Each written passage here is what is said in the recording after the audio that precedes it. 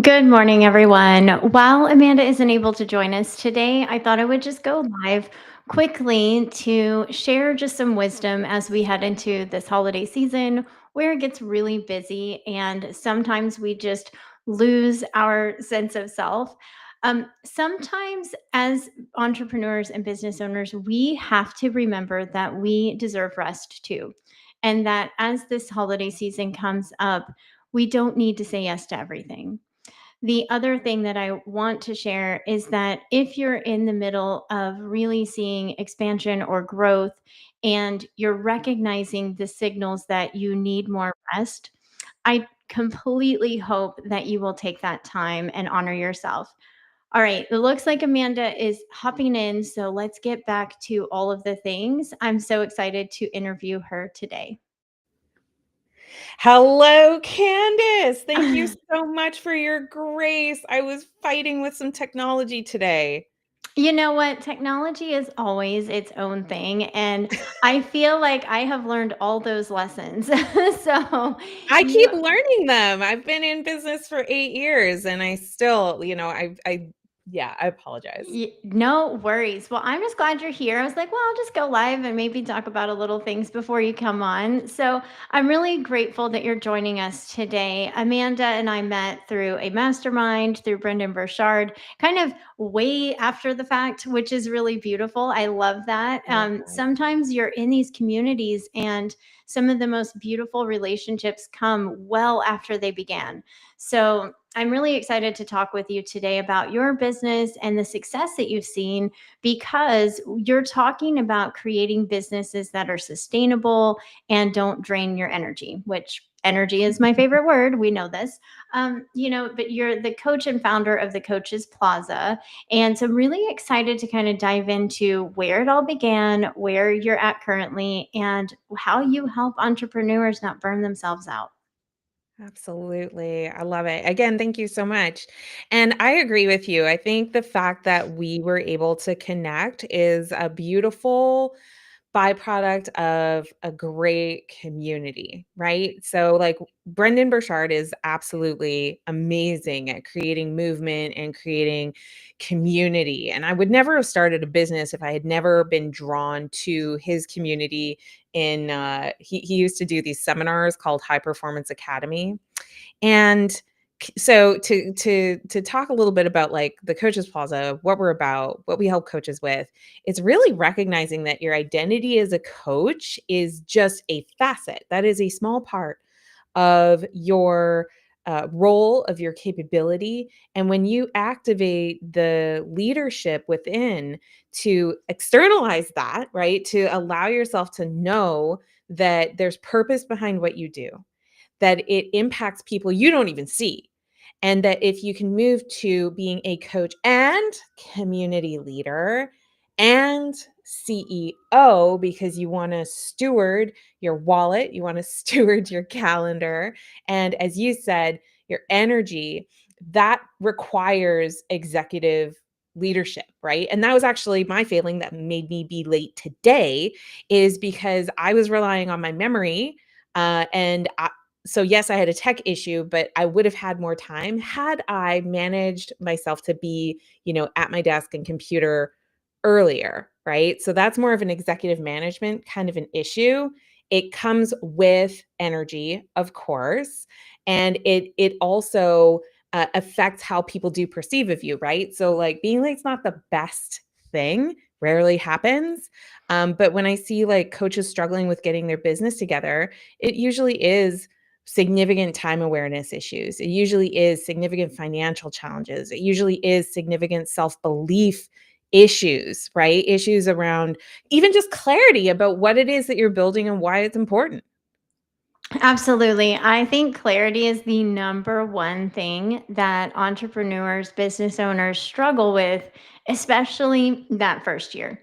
And I think we Mm, don't give ourselves enough credit that the first year is kind of the identity work, we could say, for our business because we're like, how do I want to do it? How often do I actually want to work? Because I'm working all the time, even though I thought I wasn't going to. So, I mhm. think it's really incredible when you talk about all of these different functions within our business because Mhm. it is different role they are different roles that we are taking on at the Mhm. same time. 1000%. So, what got you into this world? I know that you were mentioning Brendan, but there was something in you that knew that this is how you help people in their business. Exactly, like, there's a whole domino effect. So, I've actually been in business for over 18 years, and I was very blessed to have a role in one of the largest consulting companies in the world, and I started as, like, a I kinda joke like a know-nothing analyst. My core competency at the time was, "Yes," "So, you want me to do that presentation? Yes. You want me to do that Excel spreadsheet something or other? Yes. You want me to learn this technology? Yes, right? Like I was a yes girl because I grew up in so far away from where I am now. Like physically, emotionally, like spiritually, all the things. Just very remote, very isolated. Um and so my way out was education. And I went and I got a degree in chemical engineering, and it became abundantly clear that I am a girl who can figure things out for sure, but oh my god, if I ever have to draw another diagram of a distillation column, like that's not that's beyond not my joy. So I got into business, and again, I was that yes girl, and I was just trying a lot of things, and over time I became an expert in procurement operating models. How And it was fun. our job to help governments and companies in, project by project to implement better strategies around how they purchase and how they buy things. And what I noticed along the way was that every project I was on, there may or may not have been a change management team, but the challenge always was the implementation part. Like we'd have the design, we'd have all the math done, we'd have all of the best practices, we'd select the exact right design for that client. And it was always when the rubber met the road of implementation, because what implementation means is what you were doing before has to change. And you now need to do it with new technology, following new protocols, new process, new roles. And like that's a lot for people to process. So I figured out quite by accident that if you connect with a human one to one behind closed doors, and you're really having the broader conversation about their desires, their success, their obstacles, you find out that the obstacle is not the design, or even that it's a good idea. You find out that the obstacle is that person's energy is distracted. It's being put in different things. It could be a personal issue, it could be a personnel issue, right? Something that's happening between leadership and the team member. It could be a whole host of things, but what I noticed is like they were all human. And when we got right into it, they actually desired to implement the design most of the time. They just had to clear the obstacle. So I didn't know it, but at the time I was engaged in coaching. And I formalized that later through a certification, as so many coaches do. But what led to creating the Coaches Plaza was the realization that so many would go into it expecting to become a coach, and what they had is they became qualified to coach, which is a very different thing than having a lineup of people who want to receive your coaching. When I was in corporate America, I kind of automatically had people because we had the projects and, there were tasks to be done. Like the relationships were already established. But when I went to become a coach for myself as an entrepreneur, suddenly it was crickets. And I didn't hear anybody being all that excited or interested in the fact that I got a certification. They were just kind of like, Cool. good for you. Give it the good old college try, but I didn't feel like I was getting a lot of support for it, and I realized very quickly, probably because of my business experience, but I realized very quickly that, you know, hope is not a strategy, as Peter Drucker said. You need to have a real plan for how you're going to meet people, talk to people, fit with people so that you can coach people. And that was really the inception of the business after figuring out that MTFC. My coachy friends were asking, "How do you do that?" So that was Yeah. really the inception of the brand. Yeah, I love this for so many reasons because I see it often. People are really good at not talking about what they do, and then they get the certification, they're like, "I do this thing. Amazing, come work with me." And it's like, "Okay, cool." But I don't know you at all. And Yeah, it's like what we're taught to do. yeah, We're all taught to like build the sales funnel, then have the freebie, and then have the webinar, and just people are yeah. gonna magically appear. And it's like, but that's not reality. There has to be Mhm. a strategy, a plan, and you got to build it even while you're really kind of stepping into this work, Yeah, which is another hardship because that's the other challenge is so many people struggle with the confidence in the beginning. And it's just, there is a certain level of confidence that is built through working with clients. And we mhm, know this, but when you have that personal alignment, which is kind of what I'm hearing you say, you embody a different form of confidence that helps you understand your value. yeah. So I'm And I really would say it's a sociological embodiment as well, like, when you really Mhm. start to get this, you start to understand that you are I think the biggest friction point most new coaches have is that they expect to, 1, be confident right off the bat, and it's like, why would you be? You have no experience, right? Yeah. So, like, accepting that it's scary, number 1, but number 2, it's not just having an individualized view of what your value and your energetic input is, it's actually Mhm. having a socialized view of that. And that's actually Mm. super hard for people because most of us get that social construct from, employment or, our families or something like that. And Yeah. to embody as a coach is to recognize not just your value, but the perception of the value from the perspective of the people you'd like to serve. And that I think is the biggest turning point for most coaches is realizing it really is about the success of the people you serve. Absolutely. Well, and it's not only does it raise your confidence, but then you're actually seeing the transformation happen. Exactly. And that is just full circle because those are the people that then send over more people to work with you. So it's kind of Mhm. like this full circle moment, I think. And there are so many coaches now. So which we need them. So I'm not saying that as a limiting thing. That's actually a really beautiful thing. And when you say you talk about doing what matters, so Mm. what does that mean to you, and how do you help coaches really identify with that? So good. So I have it tattooed on my arm as a reminder because the thing is we live in the noisiest time. It's such a noisy time, between social media and the news cycle and just everything that's going on. It feels so fast, doesn't it? Mhm. And it feels so urgent and kind of dire, like everything's an emergency.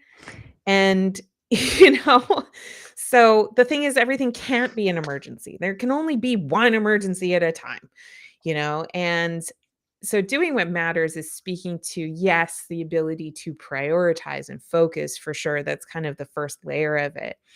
But the next layer and the deeper layer and the deeper meaning is the only arbiter of that decision about what matters is actually with you, right? You're the one who has the value system. You're the one who's the genius of what your genius zone is. You're the one who has to live with your decisions for the rest of your life. You're the only one. And, this was really tough for me because, I'm married. So it's like, oh, I've got to make my husband happy. And I've got kids. And it's like, oh, I've got to make my kids happy. Right. And, Mhm. before that, it was my mother. And before that, and then it was my siblings. And, then it was my professors. And then it was my boss. And the thing is that if you live a life where you allow everyone else to dictate what matters to you, you're going to find yourself in a place where you're wondering what the point is to all of it. And that is a really dark place. That can be a very devastating place to find yourself because you realize you've lost yourself in the whole process. So to me, doing what matters is really about getting very clear about Mhm. who you are, what matters to you right now, and allowing for that to change as you grow and as you learn new things, but to be very mindful of other people's priorities, other people's opinions, and how they influence what you do. Wow. I mean, that was a whole powerful statement. And I hope that people will take that into consideration as they're listening because so often we miss all of these signals that are like there's so much that you went into, the dumpster fires and everything's urgent, and then you get to this physical moment where your body can't even decipher when you actually need to move and move quickly, and Mhm, because it's just this overwhelm of constant data input and constant, oh my gosh, this, I have to do this and this and this.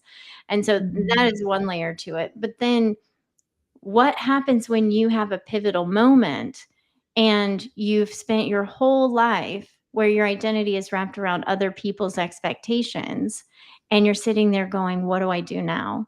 And what I'm hearing you say is you want to help people not get to that place where it is literally their life is shifting in a big way and they have to make a decision, and then steps in the regret and the shame, and we know what that does to us. So again, like, how are you helping, your clients really understand that value from the very start? It's a process and it's a lot of reminders, and the thing is like, that's my mantra, right? Do what matters. So it's a great starting point if you're just looking for what should I be focused on, and, not to obsess about Brendan, but he had a little mantra called "Bring the joy," which for me, for a really long time, that was just kind of like I hung on to that idea for a minute to remind myself to be mindful of the energy that I bring into the room and into conversations, and that served me extremely well. So I invite anybody else that's hearing "Do What Matters" to consider that you probably have something that's even more resonant somewhere in there. But like, if today's a bad day, right? Start here. Right? Mhm. Start with what matters. And we were talking earlier about strategy and how important it is in business. So what I'm usually doing with my clients is identifying just where we are. And this is actually one of the biggest problems that a lot of people have when they come to me for help, is even just being honest about that. Right? Can you be honest about how many people are following you? Can you be honest about how many people are opening your emails? Can you be honest about how much money you've actually spent, how much money you've actually made? Because if you're not honest about it, it's very hard to plot a new pathway that matches your resources. So, strategy is the decision making we make about the resources we actually have to get the best possible outcome. And what happens when we get the playbook, if you will, that's like, okay, we'll have a lead magnet and then post, X number of days. And we're kind of like looking for this recipe book or this prescription from a guru that says, here, just follow these steps and you will be crazy wealthy. Newsflash, it doesn't work like that. Right. And the reason why it doesn't work like that is because the perspective of the guru, you got to imagine, right, from their vantage point, where they're standing on a stage in front of potentially the tens of thousands of people saying, "Here's one prescriptive thing that's gonna apply to most of you." So how does that fit with your reality, right? Right. Is your reality that you can hire a team to do things on your behalf, or is your reality that you're juggling this as a side hustle while you work full time and you're raising children? Right? The strategy is not just like have a lead magnet. Obviously, we do that. Everybody knows that. So, really, strategy is, where am I directing my energy? Where am I directing my time? And where am I directing my wallet to get the best opportunity for a better outcome? If I'm making decisions that I have considered and I've thought through and match where I stand and where I'm going, I'm going to be much happier with my outcomes, honestly, even regardless of what the outcome is. A lot of coaching companies promise, like, I'll make you $10,000 in 90 days. I guarantee it. You just follow my steps. And they just hand you another friggin' recipe card. But what we do differently is we say, look, I know you've already been sold that. I know you already know that. So let's go deeper. Where are we unclear about who we are serving? Where are we unclear about how we spend our time? Where are we unclear that it's causing a major cognitive dissonance because it doesn't feel good in our body and our mind, and maybe we haven't verbalized yet? what's not feeling good about this process, because you can have literally the best design, like I discovered in consulting. You have the best design and you won't do diddly do with it if you have a value system conflict with it. So much there, so much there. It's true though. And one of the things that I value from you is that you're not afraid to talk about the finances, which is Mhm. something that people run from like crazy because they don't want to see it, because then I think it's the feelings of perceived failure instead of it's just the reality check of where you're at. And when you can do that and you can identify where those holes are in your system, that's the only way you can fix it. I see this all the time in energy work, where it's like if you just have that awareness, sometimes that's all you need to make a major life shift. And then I Absolutely. mean, you have to do the work too. I'm not just saying again, oh, I know Mhm. this now. Oh, that's great. But anyways, and just knowing that when you can have that, just directness with yourself, you can really make anything happen. And I love that you're like, yeah, there's this like prescription for everything. Everybody's like, here's how you do it. Here's Give me the pill, baby. Give me the shot. Give me the recipe guide. And look, you know yeah. what? That's a place to start. But I have this story that I like to tell in one of my programs about pancakes. So when I very first moved to Texas, I I stepped into stepmotherhood right away when I got married. I had two bonus kids, and everybody knows the way to win over a 3 and 5-year-old is to give them pancakes on the weekend, right? Um, just one problem. I'd been living in Canada, and my pancake recipe, for whatever reason, was producing the most disgusting little flat pieces of cardboard you've ever had, right? So they were the opposite of good things pancake. But I was determined to have a good relationship with my kids. So I tried another recipe. It was similar, but a little different. It didn't really quite work.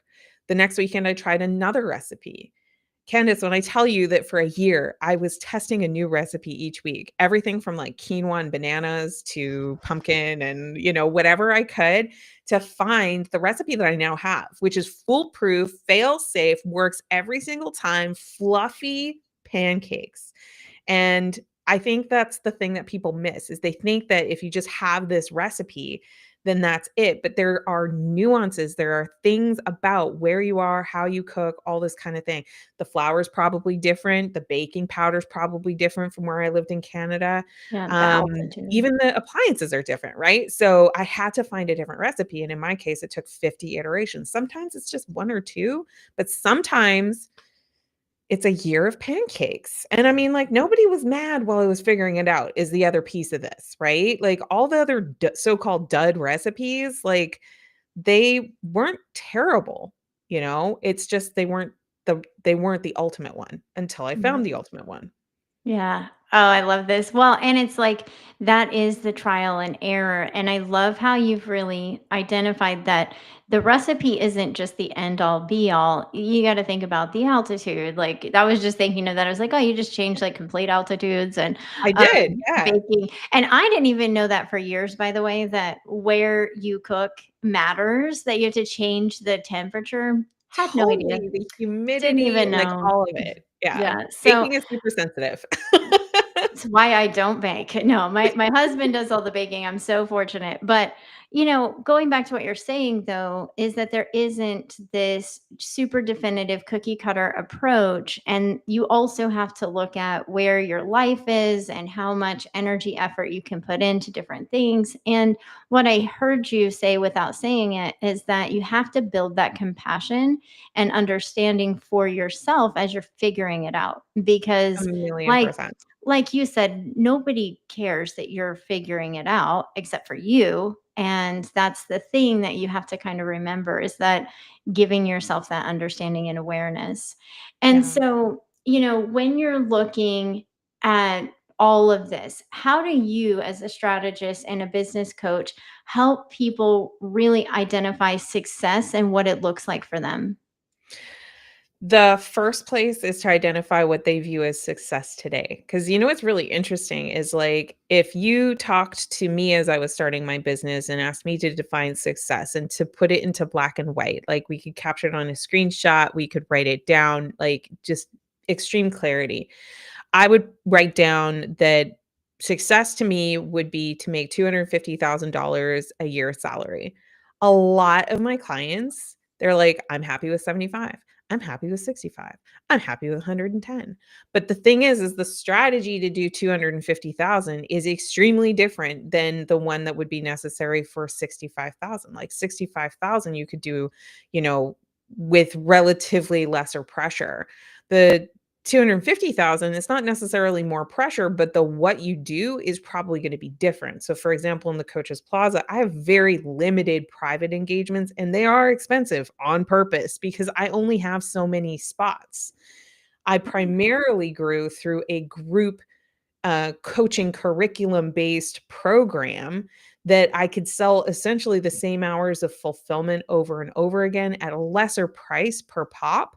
But then it put more burden on me to figure out, all right, I got to actually market this thing. I've got to have real conversations with people to sell this thing. You know, it's too expensive to just put it on a website and hope for the best. P.S. Even a book probably won't sell that way. But it's not expensive enough that I can just sit back and not engage proactively in the conversation to get the conversions of people to join me in my community. So, um, all of that to say, we've got to understand what success actually is for you. It's also, I think, important to think about what is your criteria for quitting ahead of time.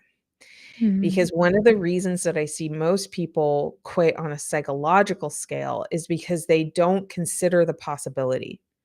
Mhm. And the reality is that you are an entrepreneur and most small businesses don't make it out of the first year. Right. Right? The vast majority of them don't. And I'm not saying that because of an opinion. Like there's Mm. plenty of statistics. Yeah. Go check out the GPTs or whatever you got to do to verify. But it's like it's not it's not a beautiful thing, and the other thing is the average amount that a coach makes is not impressive either, right? Like, this is not a six-figure career, like, no matter what people tell you, you know, "Oh, I'm a seven-figure coach," and yes, I've sold over $2,000,000 in sales over time. That's not per year. Right? Mhm. In a given month, I might do 10,000, I might do 50,000 these days. There was a long time where I was doing, you know, well over 30,000 for a long time, but the market is shifting and changing a lot. Like people are super hesitant to move forward with investing in programs and things like that because there's so much uncertainty. Right. So, you know, just kind of recognizing that the strategy that you go after is going to be very informed by where you are now, where you desire to go, but what are you willing to invest?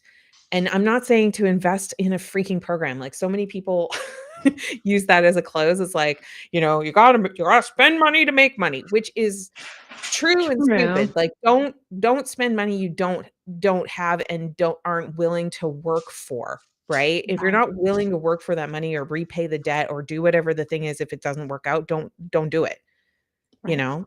And, Right. I know I'm doing a great job of selling join my program, but I'm just saying, like, No. so many people are spending from their retirement, they're spending all of their credit because they're hoping that a guru is gonna give them a business.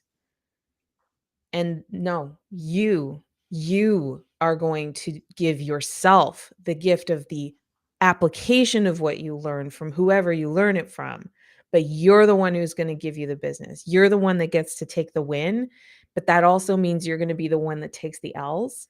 And so if you decide ahead of time, what's my risk tolerance? What's my investment tolerance? What's my Mhm. timing tolerance? You know what nobody talks about, Candace? No How one long talks it about the takes. timing of money. They Yeah, don't talk well, about timing. timing of money, but then how long these things take They can to take a minute. really build. And I think, like, even looking at my own journey, right? Like, I'm heading into year 4, and it's been in this last year and a half that my business has taken off, right? And it was a lot of energy effort and a lot of like physical effort, like being at all the places and meeting people, doing the things and believing in myself to do it, first of all. But the other part is it just took time. And a lot of people don't understand what that timeline looks like. And I feel like time is a construct that we create anyway. But you have, like we have to be able to invest that time. Yeah. And you said it, like most businesses don't make it past year one because there's not enough. It's not that I think it's the clarity piece, right? I do think it's the clarity piece. And like you were saying, really putting into how long is this going to take me, not to put a limitation on yourself. Just because it takes 10 years to build doesn't mean it wasn't worth building. It's that maybe, again, you just need to look at things and see where you can invest your time better. But also just hearing what you're saying, I want to go back because I don't know if you've, heard me, but I'm really over the selling and like where people get people before they're ready to really do coaching, Yeah. and they invest all this money and they've spent all their resources in something like you said. It's Mhm. that identification that nobody's going to build it for you, but you need to come in with that clarity so you can maximize that investment. A And so million times. doing that deeper dive would just clarify so much, and then you would actually save more money because you would invest in the right coach. Um, and Absolutely. I think be a tougher sell, and I've really meditated on this because, obviously running a business, you kind of want your sales to be easy, you want it to be flowing, but I'm like, you know what? No, like my ideal customer asks questions. Mhm. My ideal customer is invested in the success, so they're not going to blindly pay me. Hell no, of course not.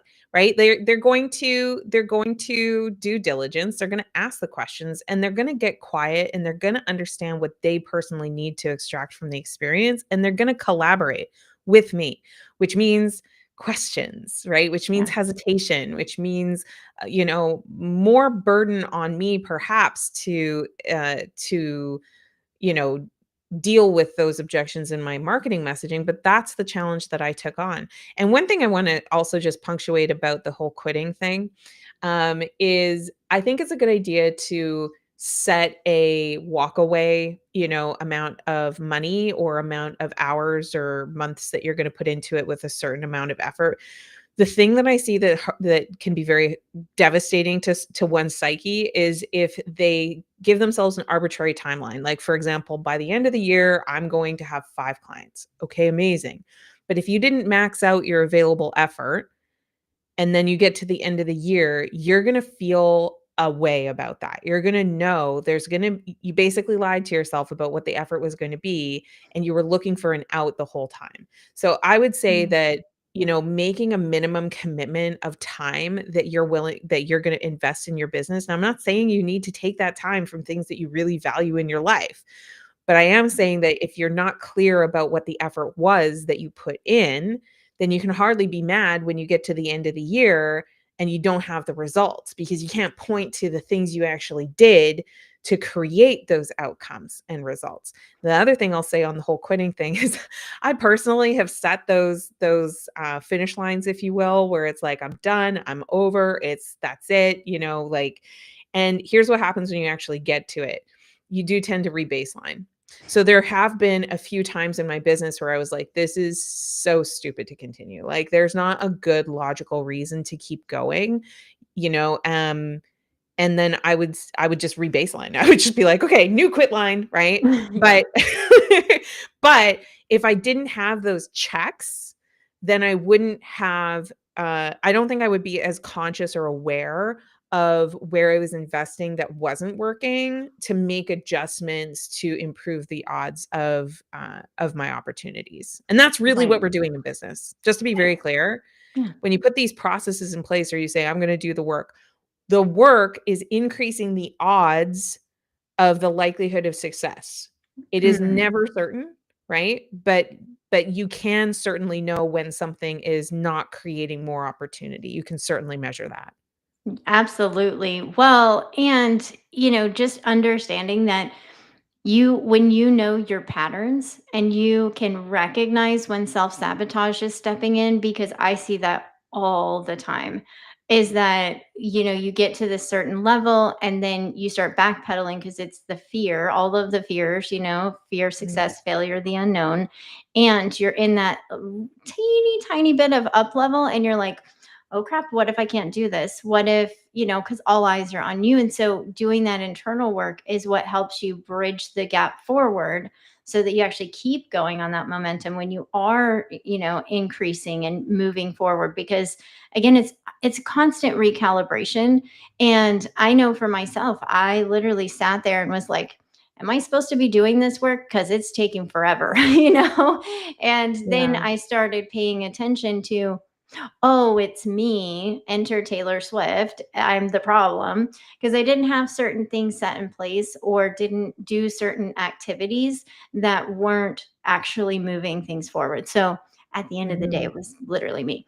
So I think we have to get to a place of humility to be able Mhm. to say, like, definitively, I can say that I'm actually putting this into action, or am I just kind of halfway in?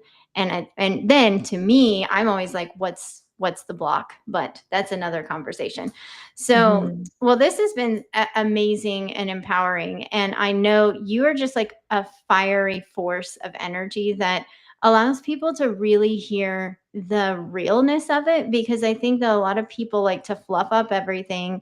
That was not a chat GPT comment, by the way, because you know how it always likes to. Anyway, but, I think that having that actual in your face, like, "Hey, it's okay. It might feel intimidating, but I promise you it's going to feel better afterwards." Like, allow Mhm. yourself to really identify where you're not allowing yourself to set yourself up for success, and then find that mentor like yourself, that coach that can bridge that awareness so that you can actually move forward in a way that allows you to feel and experience not only the business in a new way, but your life in a new way.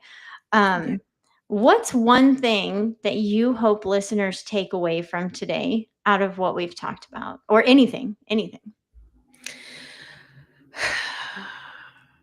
I think one of the things that coaches can do better at in general is get out of shame spirals.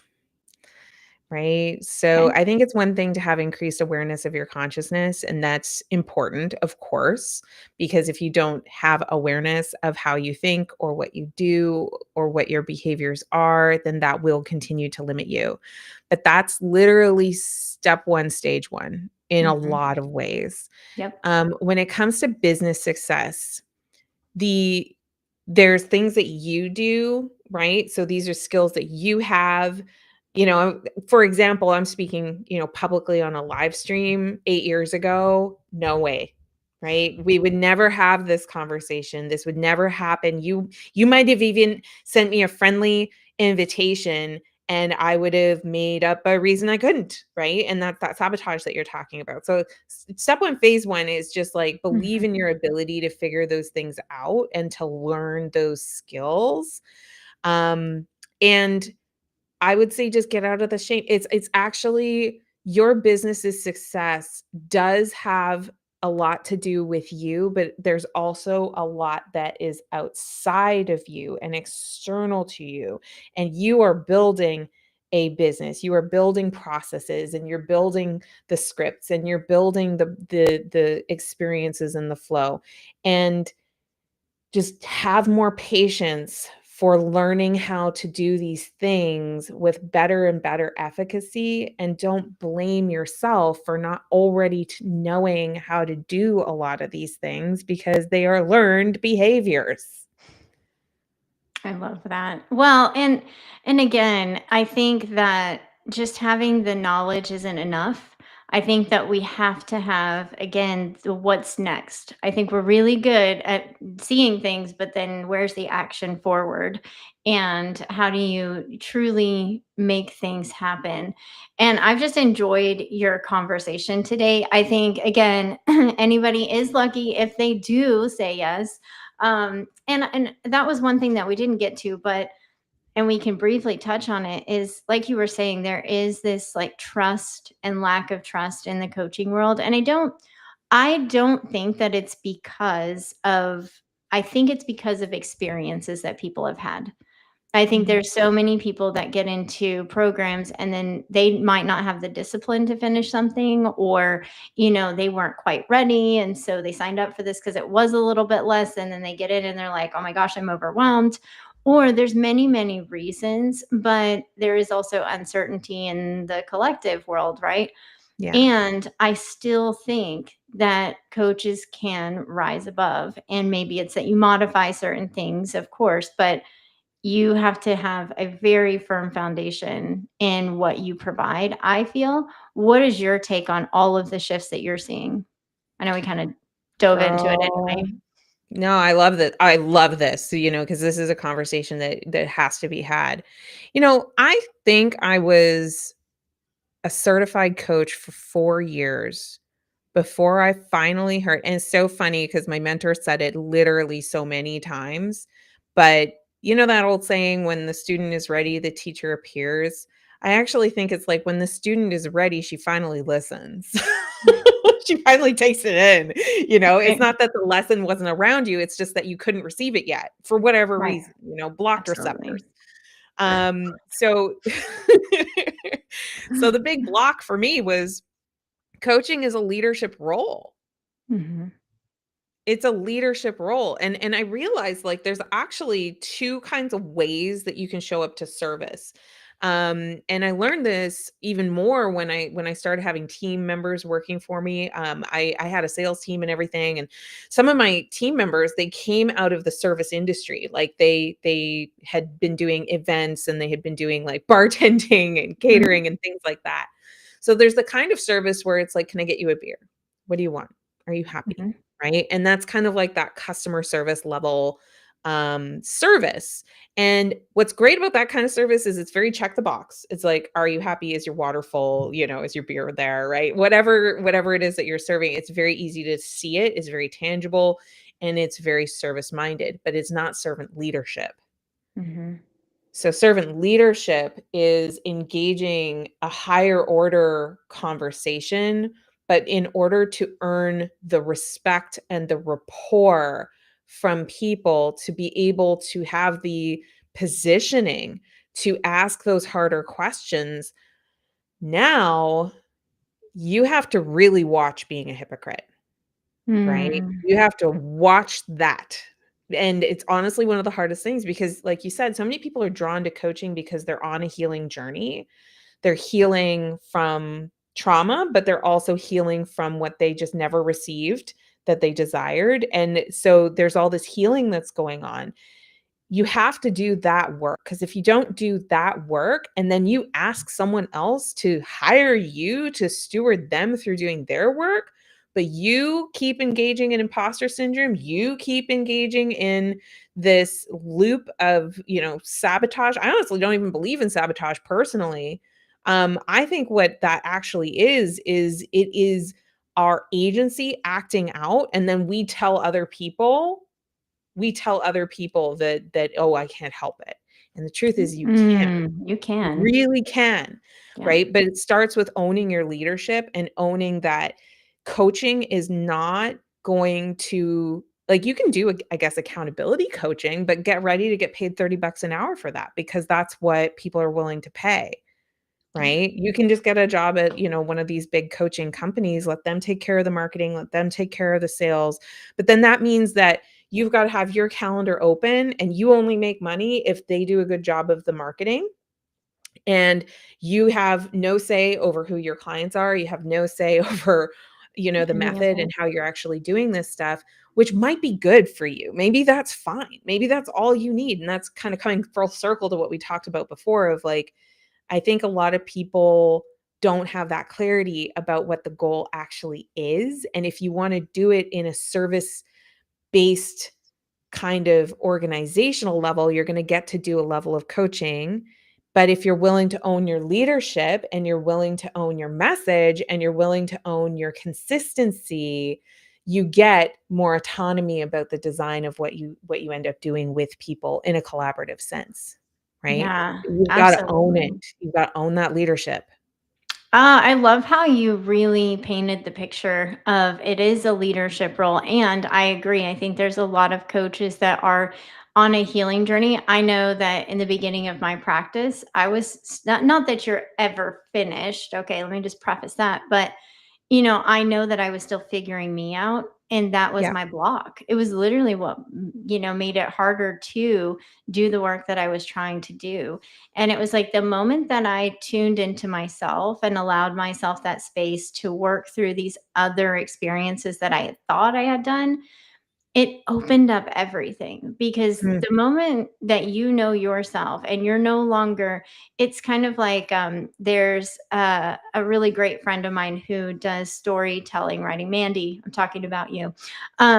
Anyways, and she helps people with their speaking and being able to really tell their story in a way that's not re-traumatizing to either the self or the audience, because she's helping make sure that they're not uncomfortable with what they're doing because they actually know and have mhm, that knowledge and connection point. But, just kind of circling back to what you're saying is like, yeah, it really comes back down to the clarity that we choose to have and how we choose to move forward. mhm. This has been amazing. I could talk with you forever because you're I really. could too. You're so gracious. Again, thank you so much for your patience with me at the very beginning. I was like, "Maybe she's coming." I think she's coming, so I'm just gonna hop in. Okay. We're good, though. What's the best way for people to connect with you if they're interested to work with you? Yeah, so my website is thecoachesplaza.com. That's coachesesplaza.com. And if you're just ready to find your first or next 5 clients, the best way to do that is to go to next number 5 clients.com and join my group Clients Over Chaos, because inside you're going to find 5 video mini course that takes less than an hour, where I'll walk you through what needs to happen for you to open up your capacity to receive more of those amazing clients at your door. And I hope to see you in that community. Oh, I love this. Well, thank you for being a guest. Thank you for everyone who has hung out with us today. We'll make sure to get your contact information and those links in the places, and we